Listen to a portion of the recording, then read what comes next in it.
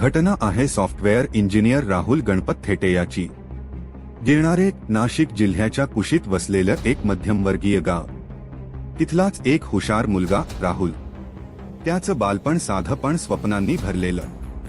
वडील गणपत शेतकरी, आई सरिता गृहिणी. 3 खोल्यांचं कौलारू घर, पण प्रेमाने भरलेलं. राहुल लहानपणापासून अभ्यासात हुशार. गावातल्या शाळेत पहिला यायचा. पुढे पुण्यात इंजिनिअरिंगला प्रवेश. आई वडिलांनी शेती गहाण टाकून त्याला शिकवलं, कारण राहुलला मोठं व्हायचं होतं. इंजिनिअरिंग पूर्ण झाल्यावर पुण्यातील IT कंपनीत चांगली नोकरी, मोठं पॅकेज, आईसाठी भेटवस्तू आणि प्रत्येक आठवड्याला घरी फेरी. आई म्हणायची, माझा राहुल आता कर्ज फिटवणार, आणि डोळ्यातून अभिमान वाहायचा. राहुल स्थिर झाल्यावर घरच्यांनी त्याचं लग्न ठरवलं पल्लवीशी. पल्लवी BA शिक्षण घेतलेली, दिसायला सुंदर आणि शहरात वाढलेली. 2021 मध्ये थाटात लग्न झालं. गावभरचं भाड, फुलं, रौद्राई, आनंद. राहुल खूप खुश होता. त्याने पल्लवीसाठी सोन्याचं मंगळसूत्र, मोबाईल आणि नाशिकला फ्लॅटही घेतला. लग्नानंतर काही महिने छान गेले, पण नंतर परिस्थिती बदलू लागली. पल्लवी सतत मोबाईलमध्ये गुंतलेली. राहुलच्या आईवर टोमणे, घरकाम नको म्हणणं. राहुलनं एक दिवस सांगितलं, आईला थोडी मदत कर. ती उत्तरली, तुझी आई माझ्या मालकीची आहे का? पुढचे महिने रोजचे वाद, आरोप आणि पल्लवीच्या माहेरच्या लोकांचा हस्तक्षेप. वडील नंदू दर आठवड्याला विचारायचे, आमच्या मुलीला त्रास देतोस का? मेवना अंकेश, मामा रामदास, मामी माधुरी धमक्या द्यायचे. कधी कधी पल्लवी स्वतःच रडत बाहेर पळून जायची. आई वडिलांकडे जाऊन सांगायची, मी आत्महत्या करेन, आणि राहुलनं मारलं असं खोट सांगायची. राहुल गप्प झाला होता, पण आतून तुटत होता.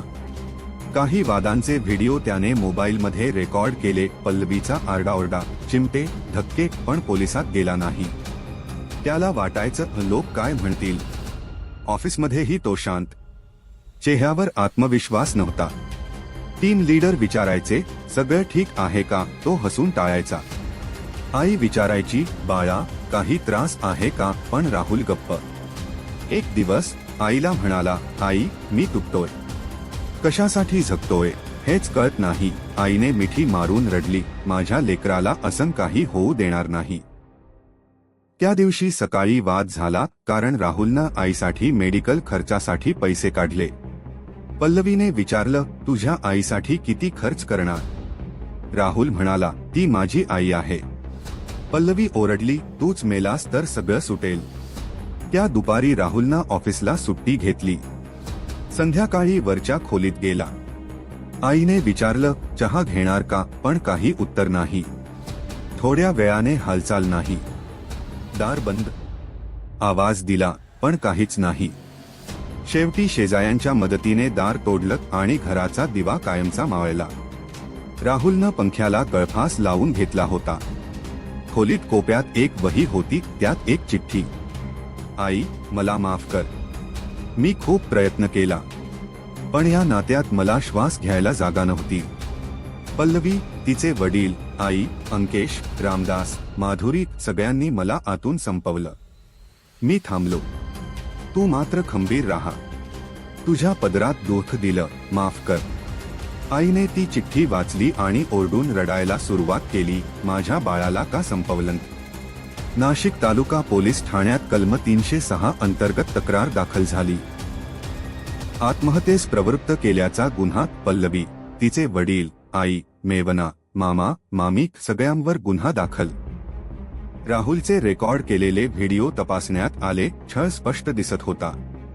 शेजाऱ्यांनी व मित्रांनी राहुलच्या मानसिक अवस्थेची साक्ष दिली.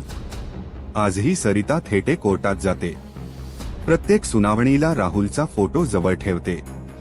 म्हणते, माझा राहुल शांत होता, पण त्याचं रडणं कुणी ऐकलं नाही.